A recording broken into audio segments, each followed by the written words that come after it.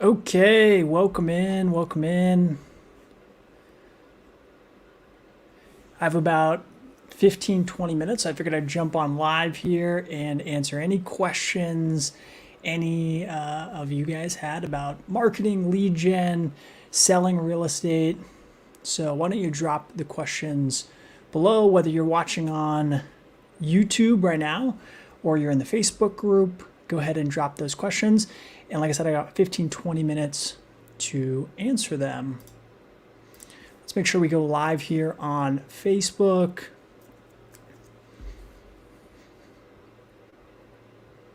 Okay. Let's see if this is working here.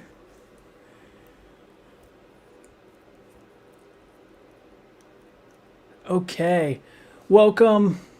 I got about 15, 20 minutes, so I wanted to jump on live here. I'm live not only on the After the License YouTube channel, but on Facebook as well, in a Facebook group. I just wanted to kind of pose the question for agents out there. If you're thinking about getting your license or you're brand new to real estate, what questions do you have? What can I help answer?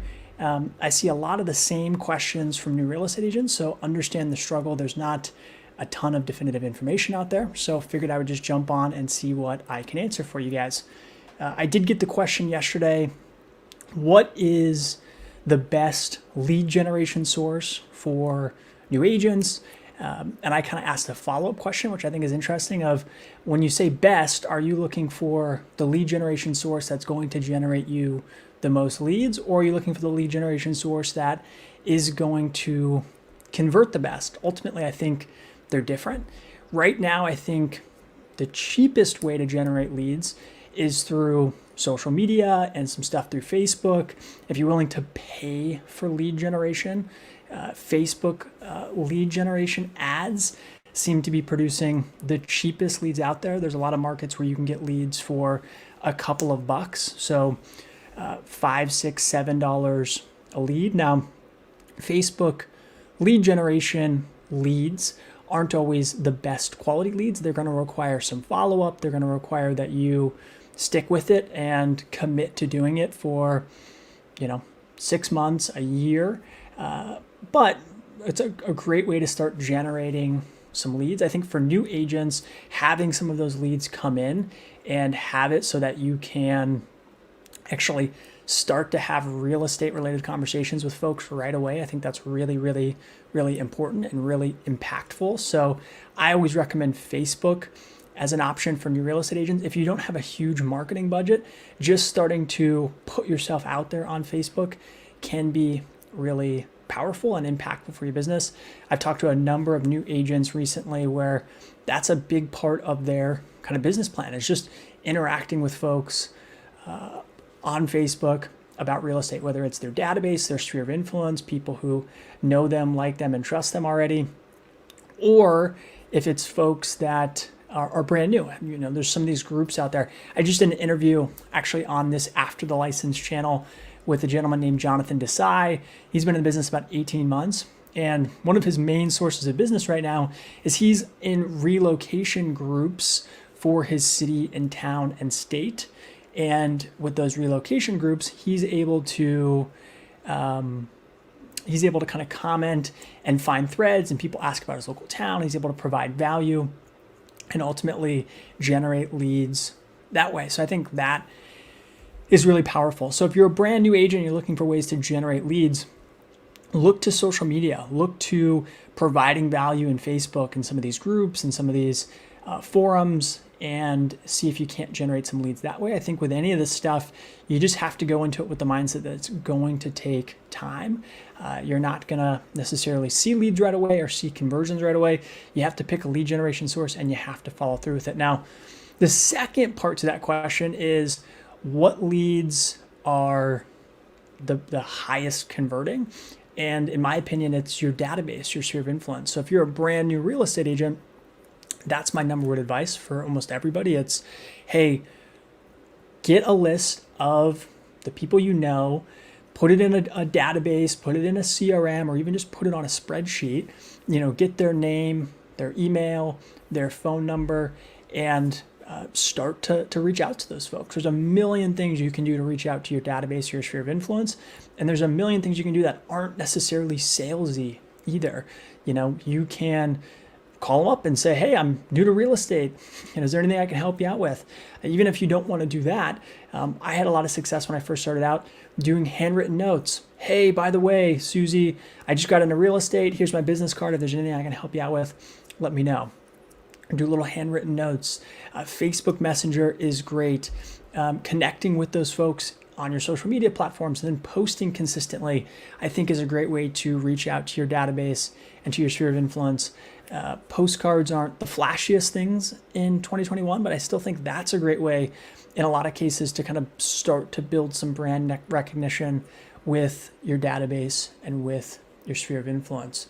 So again, if you're a brand new agent, I think your database, your sphere of influence is ultimately going to be the highest converting leads that you get, second to maybe referrals. But if you're brand new, you're not going to have any referrals, right? So start to market to that database, to that sphere of influence on a consistent basis, and eventually that will start to brew up some business for you. So if you're just tuning in, my name's Jeff Bittner. I put out the After the License podcast. I do that specifically for new agents or newer agents to kind of help them build their business. So putting out videos on YouTube, also putting out videos or podcasts, basically anywhere you get podcasts. So decided to just go live and answer any questions you guys have about the real estate industry, about marketing, about lead gen, about all that fun stuff.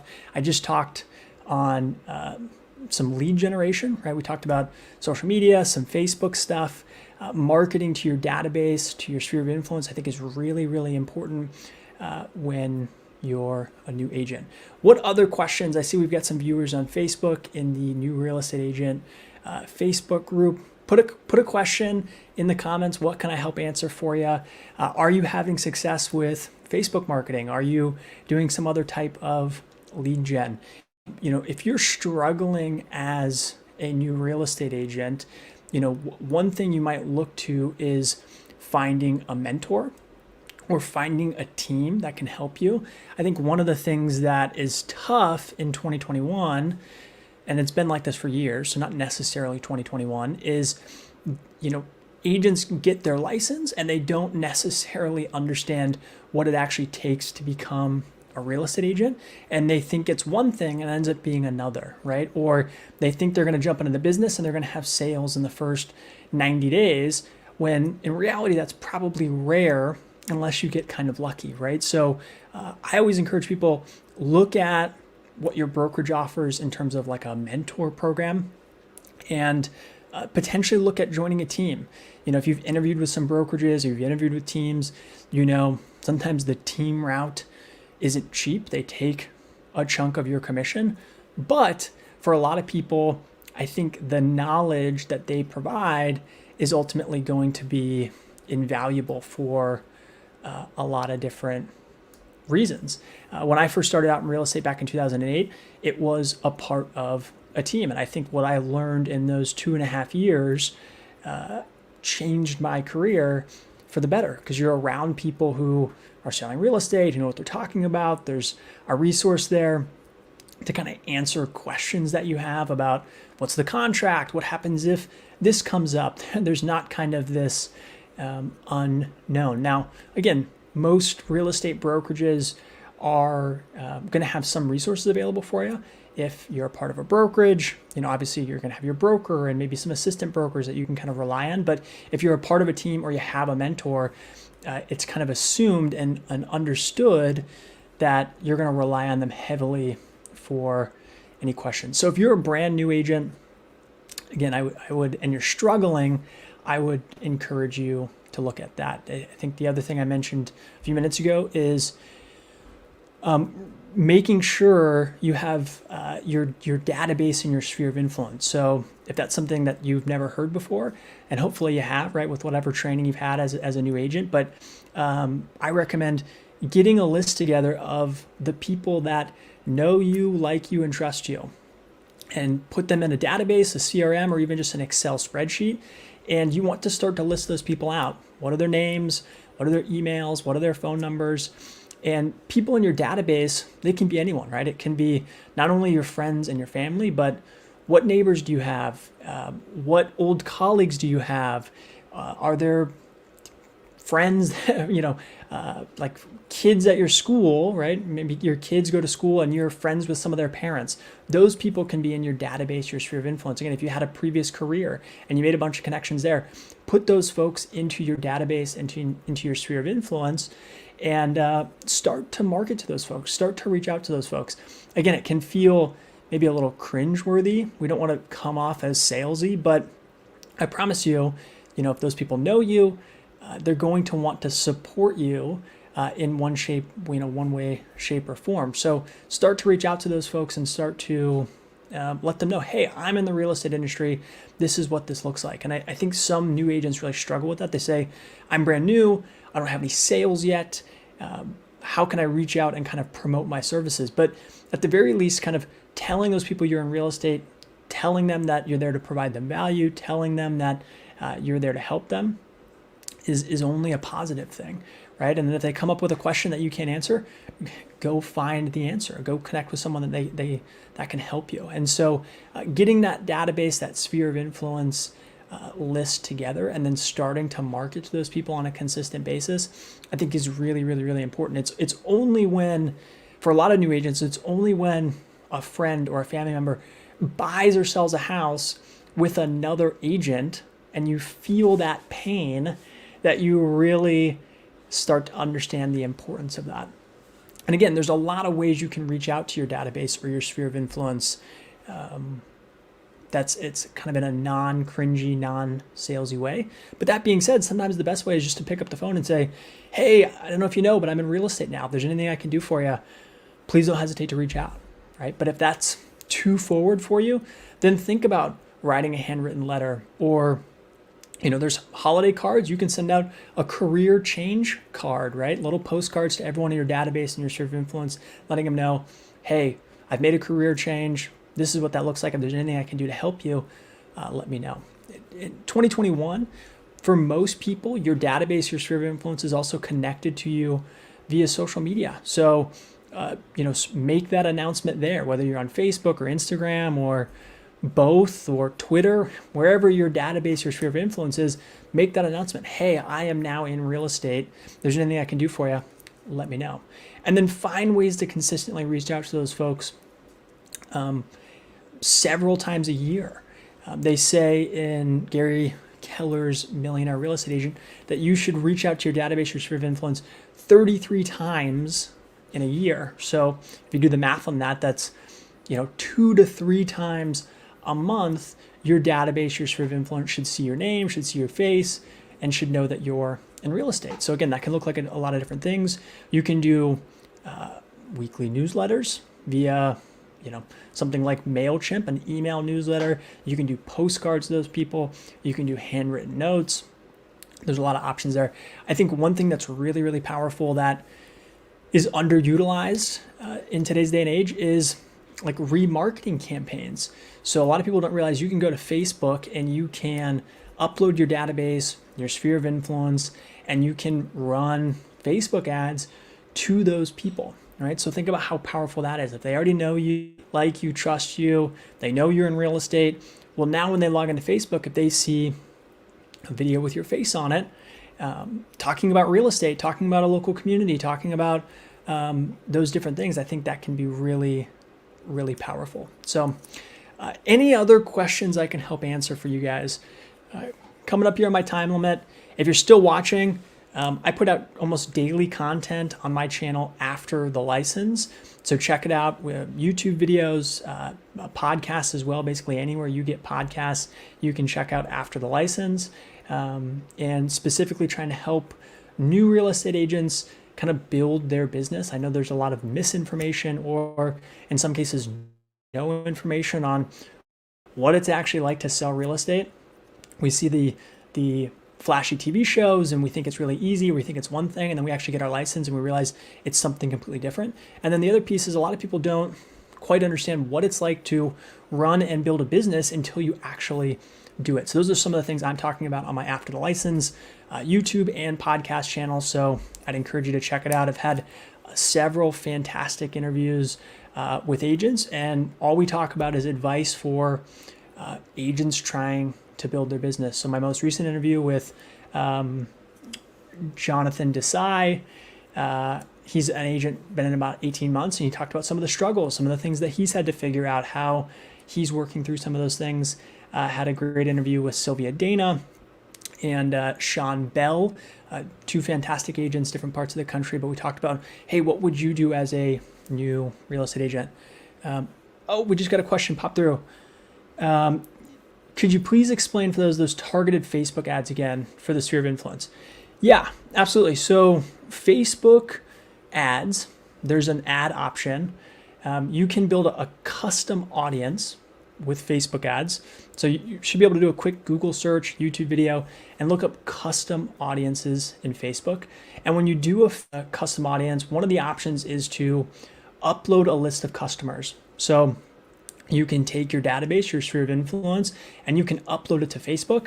They basically take that info and they know their users. They know what their email addresses are, what their phone numbers are. They compare the two and find all of the Facebook users, and then you can run an ad to that custom audience, and it can just show for those people. So really powerful thing. I think the two things you're going to want to make sure is when you upload your database, when you're creating that custom audience, you're going to want to make sure that you have their emails on that list, and you're going to also want to make sure that you have their phone numbers on the list. Those are the two main ways that Facebook kind of connects that list to actual Facebook users. So that's emails and phone numbers. So hopefully that is helpful there for you. If you have any questions on that, let me know. Again, there's a ton of free information out there about Facebook ads and specifically custom audiences, but I think that's underutilized. You could do a quick video and run that as an ad and have your database, your sphere of influence kind of see that. So we got another question. Any advice for an agent on choosing a brokerage? Yeah. I think the number, there's a couple things, right? A lot of people, when they're looking at brokerages, they look at it and they're kind of thinking, in their past life, they've only been on job interviews. And so they kind of go into the brokerage interview as that, hey, are they going to hire me? And the reality is most real estate brokerages are going to hire you if you're willing to sign with them. The mindset you kind of have to have when you interview brokerages is you are a business, you are running your business, you're choosing to partner with another business. So you need to figure out what that looks like and what makes the most sense for you. If you're interviewing brokerages, I would ask them about what kind of education do they have? What kind of mentoring do they have? What kind of resources do they have for new real estate agents? If you're brand new, you're going to need some handholding. So I would find a brokerage that has a decent amount of classes, whether that's online or in person. Again, in 2021, you have to kind of figure out what that looks like and what you feel comfortable with. And then finding someone who's going to allow you to shadow them, someone who's going to take those calls when you have a deal that, something strange has come up. So I would look for mentoring. I would look for education. I would look for what other resources do they have if you have a question. I think some people, and I actually was just talking to an agent this morning about this, they joined a brokerage. They thought their broker was going to basically mentor them, and their broker's busy, right? And that's not necessarily the case. So you need to make sure that there's specific resources, mentoring resources, new agent classes, and you need to kind of understand that. I think the other thing to think about too is every brokerage has a different setup. There's going to be 100% shops that just require like a monthly fee or a startup cost. But sometimes as new agents, we kind of say, oh, I get to keep 100% of my money. Maybe this is better. When in the long run, sometimes spending more money in the beginning and having access to those resources can be more powerful. If you think about it, even if you have to give up 50% of your commission to a brokerage or to a real estate team, when you're first starting out, you might not have that many deals. So 50% of a few deals isn't a ton, right? It's a lot in terms of the percentage of commission, but sometimes the resources you can get end up being invaluable. I talked about in the very beginning, and I don't know if if you heard that, but I sometimes recommend a real estate team. So that's how I started out. Now, our real estate team, they're in a lot of cases going to provide you leads. They're going to provide you systems and training, but they're going to take a big chunk of your commission. They might take 40 or 50%, right? But again, they're hopefully providing you leads and training and education that is going to be invaluable to you. It's going to be a constant resource that you can rely on. And so for me, the team I was a part of for the first 2.5 years of my career, I think changed the trajectory of my career. If I was just kind of figuring it out myself, I don't know if I would be where I'm at today. Again, different agents prefer different things. So don't get stuck on the percentages as much. I mean, it's an important thing to think about. It's an important thing to understand. It's important to ask questions about it, but try and figure out where am I going to get the most value, because the success rate for new real estate agents is really low because it's a tough business, right? So I would focus more on what are you getting in terms of education? What are you getting in terms of training? What are you getting in terms of a mentor? I think those are more important. Any do's and don'ts when discussing pay with a potential brokerage? So they should be pretty upfront with you. So most brokerages, 99% of them, right? You're going to be commission based. So your commission, right? They're going to take a piece of that. So I don't think there are any don'ts, right? Again, if you look at it as like a business decision, you're deciding to partner with another company, you're going to want to know upfront, what are those costs? And so I would ask about, some brokerages have upfront costs, like costs to join the brokerage. Some also then have monthly costs. So what do those look like? And then most brokerages are going to have some type of split or some type of fee per transaction. So you're going to want to figure out what all of those are, and then figure out what are you getting in return for those things. And again, there's maybe no bad answer, right? You're going to want to compare the cost and compare it to the value, but paying a little bit more if you're getting a ton of value, I think is a good thing, right? So look at those things. Now, if you're brand new, maybe you want to limit the upfront costs. I know there's some brokerages who, will charge you $500 or $1,000 just to join on the onset. So if you're not sure this is for you, or you're not sure if they have a ton to offer you, then maybe you don't want to join a brokerage that's going to take, $600 right on the onset just to join, because there's a lot of other fees associated with having your license. If you're brand new and you're still, maybe you just got your license, the other things you're going to have to think about is you're going to have to join an association. So you're going to have to, in a lot of cases, join a realtor association. That's going to cost you some money. You're going to have to join an MLS. That's going to cost you some money.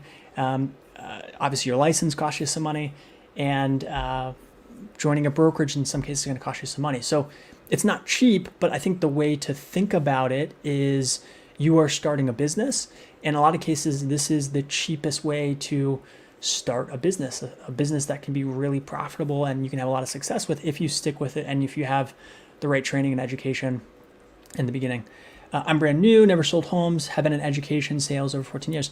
Fantastic. Congrats on the career change. I think if you're drawn to it, you're going to love it. It's going to be definitely a different change of pace for you. But I think it's fantastic. So, you're going to know, I think, what brokerage makes the most sense. When you connect with the broker and ask those questions, if they've got mentors, ask to meet with the mentor. If they have training, get a list of what the training is. Ask if you can talk to the trainers. Talk to other agents who have joined that company, right? Are you able to talk to other agents who are at that brokerage? And I think the last piece of advice is don't just interview one or two. I would interview 5. So I love it. That's great. So just so you know too, I've been putting out daily content. Don't know how much of the live stream you've seen, but almost daily content for new real estate agents on my After the License podcast. So check out the podcast. We're also on YouTube. This is live streaming on YouTube as well. So hopefully that's helpful for you. Any other questions I can answer before I log off here? Questions about the real estate industry, getting your real estate license, marketing, lead gen. And if you catch the recording of this and you find this helpful, drop a comment below, like it, subscribe to the YouTube channel, and I'll continue to do these. So It doesn't look like we have any other questions coming in. Lindsay, thanks, Jeff. Great content. Awesome. I love that. I love that. So sounds great. Okay, guys, enjoy the rest of. Fantastic. Well, thank you so much. I'm going to give that a heart. I appreciate you being here. So, and anything else I can do for you guys, don't hesitate. Yeah, one more question. Happy to help. We got one more question coming through, so we'll stay on for a few more minutes here.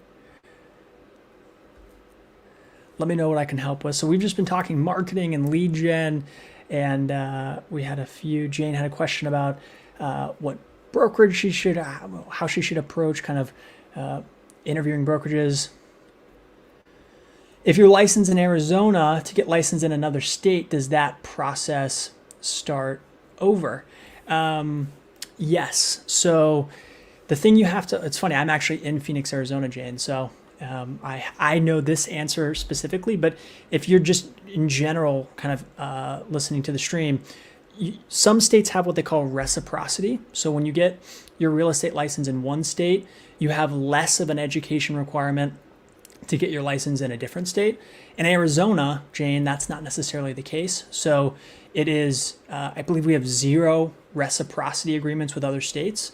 So if you were to get licensed in California or Washington or Texas, you'd basically be starting from scratch there as well. So something to think about. But in other states, if you're not in Arizona, check. And if you want to get licensed in a second or third state, if your state has reciprocity agreements with other states, sometimes that education is reduced, sometimes the education is 0, and you can just take a test and get licensed in another state, but Arizona is not one of them. So great question. Okay. Alrighty. Jane, if there's anything else I can help you out with, please don't hesitate to shoot me a message, and that goes for everyone here in the new real estate agent group. If you're watching on YouTube, just leave a comment and I'll respond. Appreciate you guys being here today, and enjoy the rest of your day. Check out After the License if you're new. Again, putting out daily, weekly content for new and experienced real estate agents, talking about this stuff exactly, building your business, marketing, technology, lead gen. So hopefully you guys got value today, and I'll catch you next time.